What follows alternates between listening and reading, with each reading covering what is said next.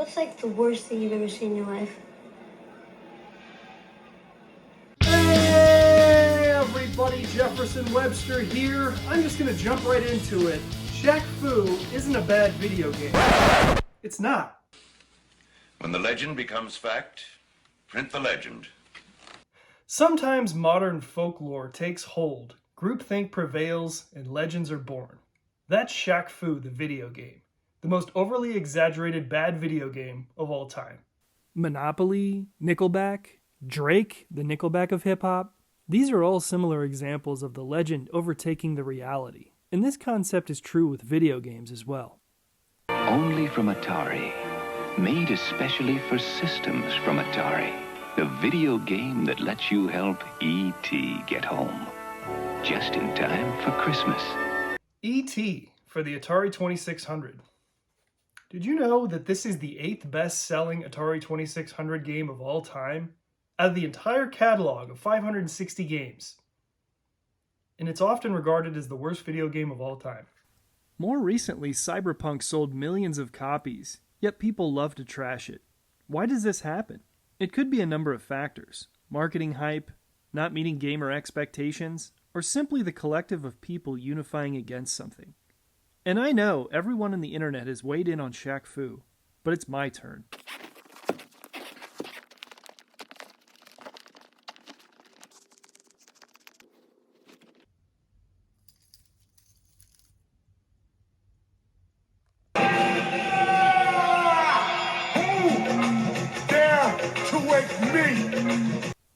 Let's take a step back and talk about how we got here. The SNES and Sega Genesis versions of Shaq Fu were released in 1994. Portable versions on the Game Boy and Game Gear were released a year later in 1995.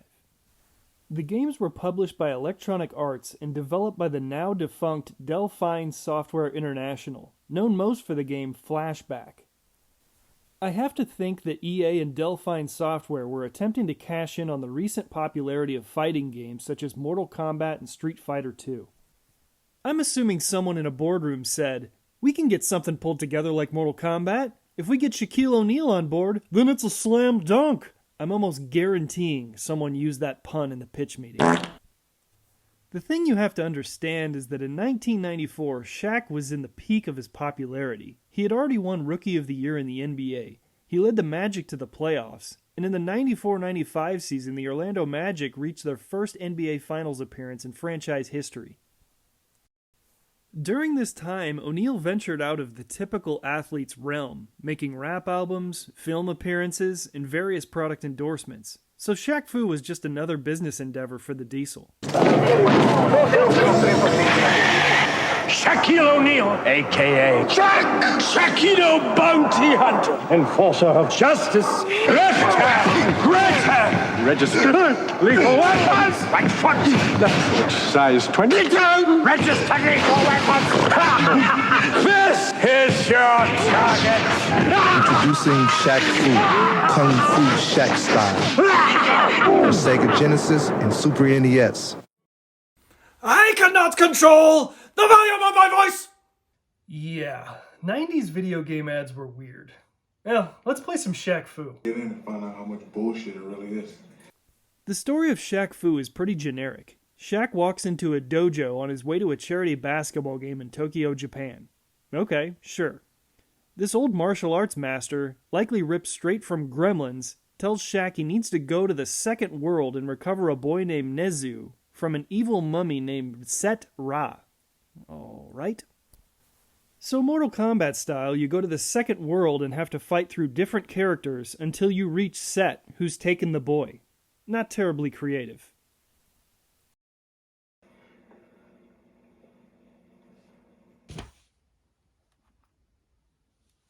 I had never played Shaq Fu on the Game Boy before, and this was the easiest of the Shaq Fu games I played. It took me roughly 13 minutes to beat the game in one sitting. The graphics are underwhelming, but that's to be expected on Game Boy. The music isn't great, but not horrible. The gameplay, well, it's okay. It was trial and error early on, but I soon figured out I could literally just punch folks in the groin. This method was effective for the entire game.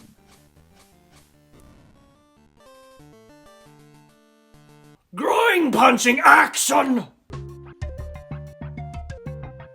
Shaq Fu, that game's for losers.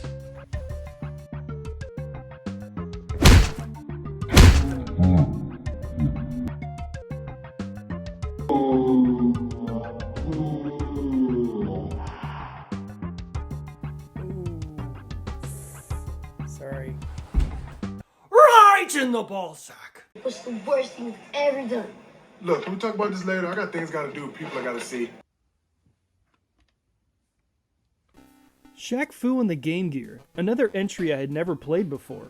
Fortunately, this one plays like an actual fighting game.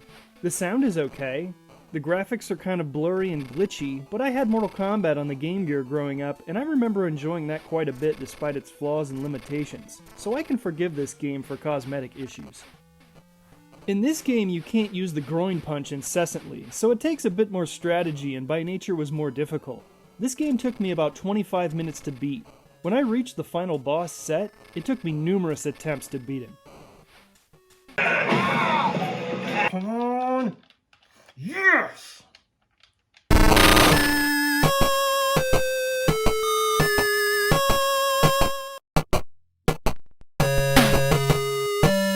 Both handheld versions were shorter games with smaller rosters than their 16-bit counterparts, with 7 fighters for Game Boy and 6 for the Game Gear version. But that's to be expected. I think both games are adequate on their respective handhelds. Now let's get into the 16-bit versions of the games. That we can do. The Sega Genesis version is the game I would recommend if you're going to buy this game. It is the most complete version with the most characters, having 5 more playable characters than the SNES version. Additionally, the game has that Genesis feel with graphics and music. In addition to this, it felt like the proper amount of difficulty to play through the game. Though I did have some trouble with the old man, Liotsu, in the game. Set, the final boss, once again was challenging as well. The game took me about 15 to 20 minutes to beat. So there's that.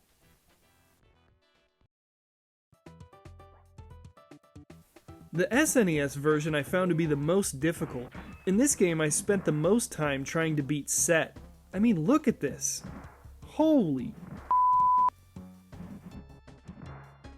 For some reason in the SNES version there's time issues. I mean, look at this. I'm just beating the dog nuts out of this person and they won't die. But that's all correctable because you can go in the options menu and fix the time. Most of the challenges in this game stem from the fact that Shaq has the worst movesets in the entire game. He has some ducking block thing that doesn't really work. His projectile move is awkward and takes too long to execute. He also has some sort of flaming kick thing. The rest of the characters in the game are faster and seem to have more effective moves in the game. Meaningless special moves. I recently saw this wizardry from Zool the Winged Yoshi on YouTube. I don't know how this guy's doing this stuff, but perhaps I just need to spend more time with this game. The story mode is only playable with Shaq, but you can play through a tournament mode with other characters to learn their stories, similar to Mortal Kombat. I don't understand why they didn't just build out a story mode for each character. Either way, if you beat the tournament, you get a little text story here for each character, so that's something.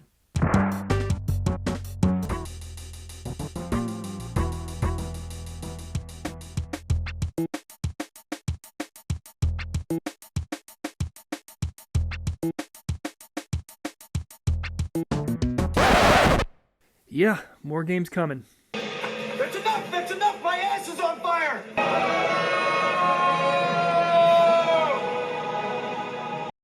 While I currently don't own the Amiga version, I did see this sealed copy on eBay and was tempted, but I likely wouldn't want to open this just to give it a quick review.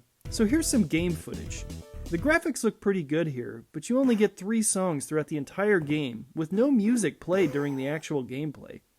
Also, the game features the full breadth of characters, similar to the Sega Genesis version. It might be decent. Check it out if you have an Amiga. No one has an Amiga! Who farted? What's that?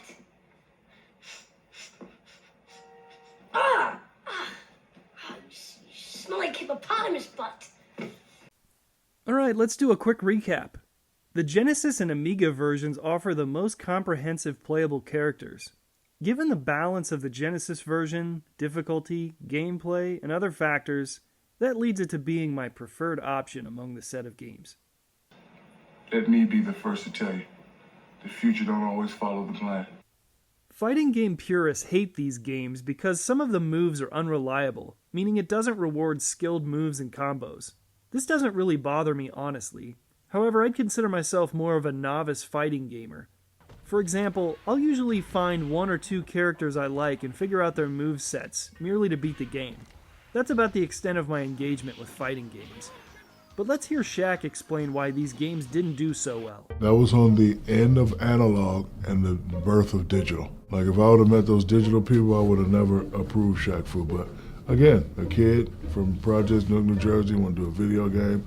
People know I like karate, and it was cool. And then, like 30 days later, all these digital games come out. I'm just like, oh no. I honestly don't know what he's talking about. Prior to Shaq Fu being released, the gaming industry had released a wealth of great fighting games. Analog, digital, who cares? Shaq Fu was a mediocre fighting game, and I doubt whatever he's referring to as digital would have made it a good one. I suspect that gamers were already enamored with the 1992 console ports of Mortal Kombat and Street Fighter II, so Shaq Fu didn't really get much attention at the time. However, as more and better fighting games were released over the years, the gameplay of Shaq Fu didn't age well. Wish I could turn the clock back.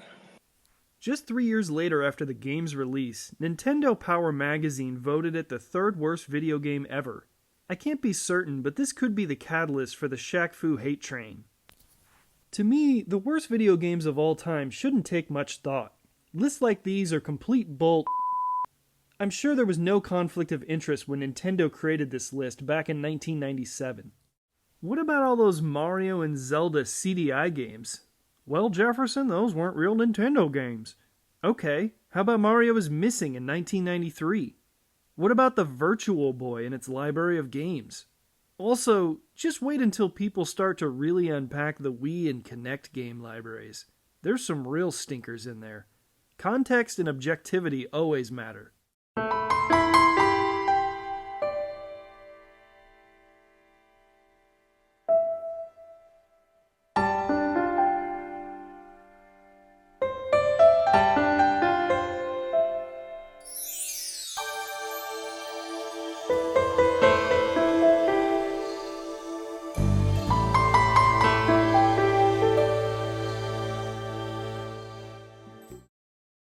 By now you've probably heard about the websites that were stood up, dedicated to destroying every copy of Shaq Fu, and of course YouTube has countless videos of folks destroying copies of the game as well.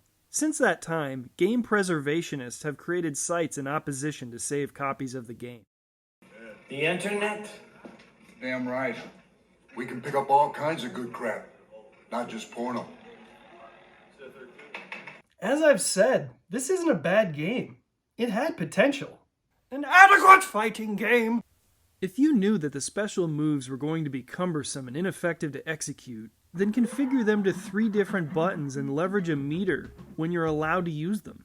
This would introduce some strategy to the game. I honestly didn't care about the common complaints such as delayed jumping. I was more annoyed with the computer spamming me with special moves. Ironically, this was one of the first fighting games to introduce a dash option, which was later added to Street Fighter and the Mortal Kombat franchises, so that's something, I guess.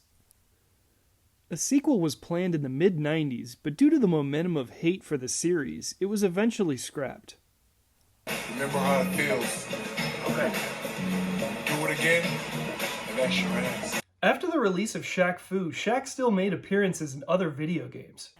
Obviously, Shaq has appeared in numerous NBA basketball video games, my favorite of which would be the 2K franchise, but also the NBA Street franchise, though he had terrible handles in that game.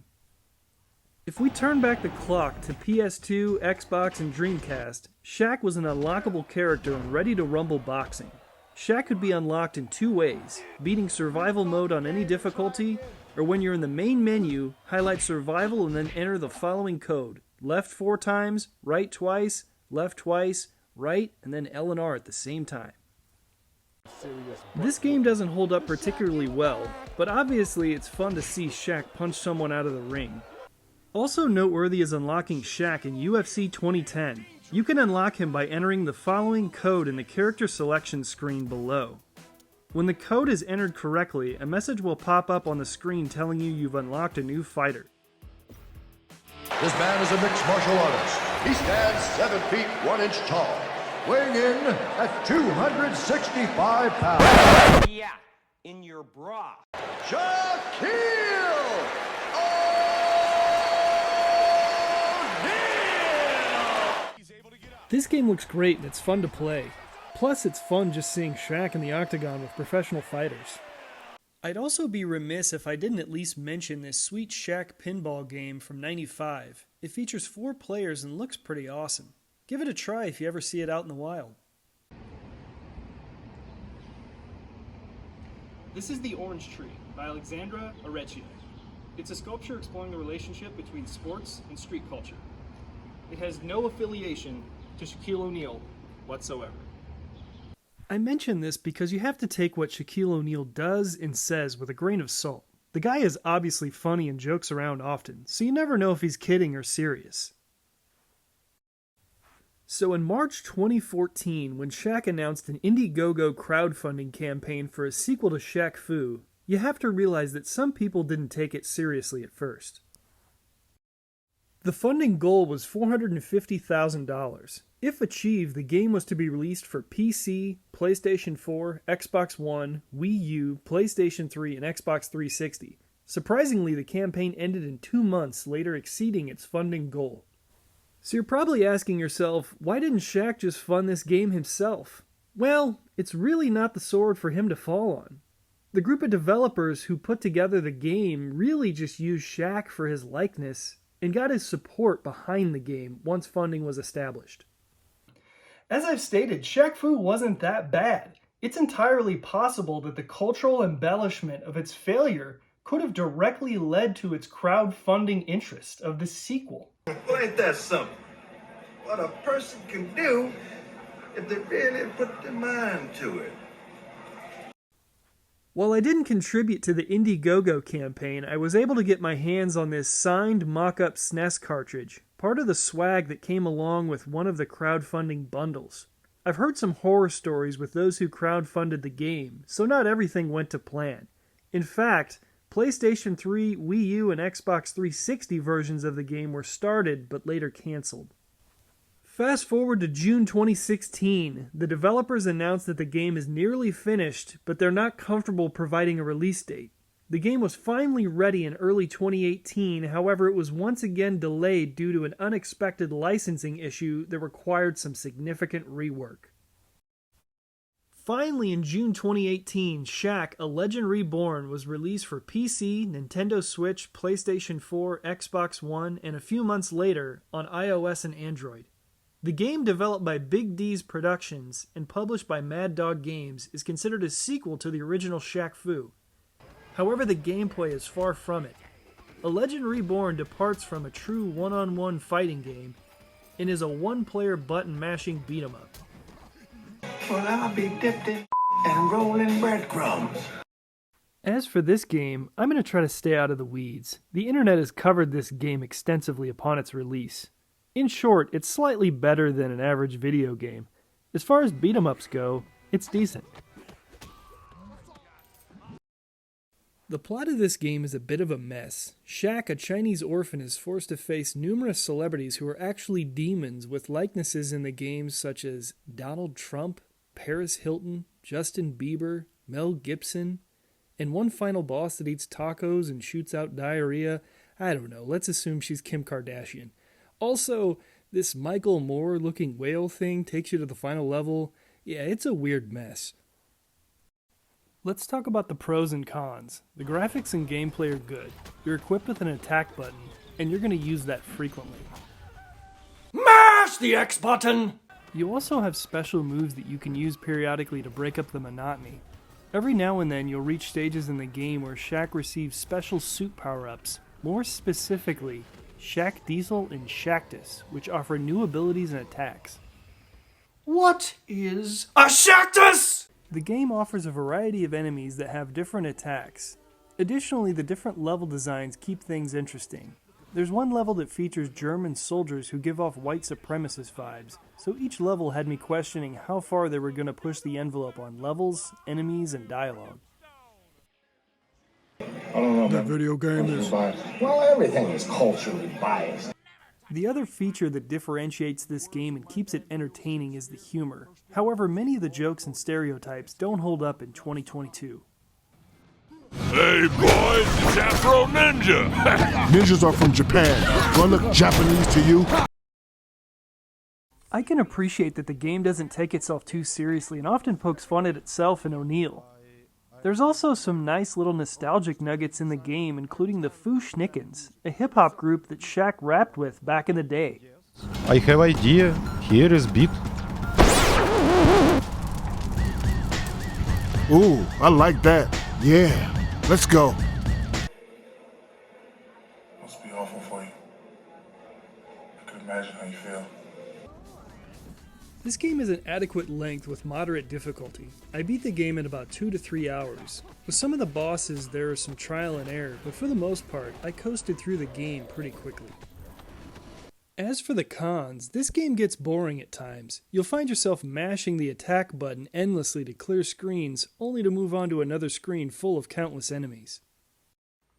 Endless enemies! Also, I'm not sure why, but the loading times are much longer than I would have expected. This is a standard beat-em-up. It's not Grand Theft Auto 5. Another downside is this is only a single-player game. It would have been nice to have at least 2 players, and they should have considered some tie-ins to the old game. This could have included Nazu, the boy you saved from the first game, as a playable character. Or they could have leveraged fighters from the original as bosses or enemies. However, I'm sure they weren't allowed to do this due to licensing issues. And of course, Shaq has to sneak in his existing endorsements with Icy Hot and Gold Bond. Icy Hot replenishes your health, and Gold Bond has a pivotal part of the plot. No spoilers here. I gotta say, as someone over 30, these 2 products are pretty important. I often refer to Gold Bond as butt cocaine for those days when I'm at a 4-day music festival. Why do you keep saying Gold Bond? I get paid every time I say Gold Bond. Gold Bond, Gold Bond, Gold Bond. Now let's talk about the real reason to buy this game. If you purchase a copy of the game, then you can access the insanely weird, random, but glorious DLC package Barack Fu, The Adventures of Dirty Barry. The game allows you to control former President Barack Obama through 2 new stages, France and outer space, leading to the villain, a fictional version of Kanye West. How they never got sued for this, I'll never know. This is one of the more playable DLC packages I've ever played, and the best part is, it's free if you have a copy of the game. Thanks, Obama! This game is dirt cheap right now, so you have no excuse not to add this to your collection if you own a Switch, PS4, or Xbox One. As for the mobile version of the game, the first level is free, but you need to lean in financially to go further. The port looks seamless. It looks great for a mobile game, and the animations are good. My main issue is in the controls. For some reason I kept getting stuck in the corner, and the button configurations made it somewhat difficult to move from one to another. That said, I'd stick with the console or PC versions of the game. Will we ever get another Shaq Fu game? Who knows, time will tell. So I'm not looking to redeem myself. I'm just looking to put out a pretty good game, and hopefully the people like it. And if they don't, then I'll just try and come back. Get out of here quick! It's quick enough.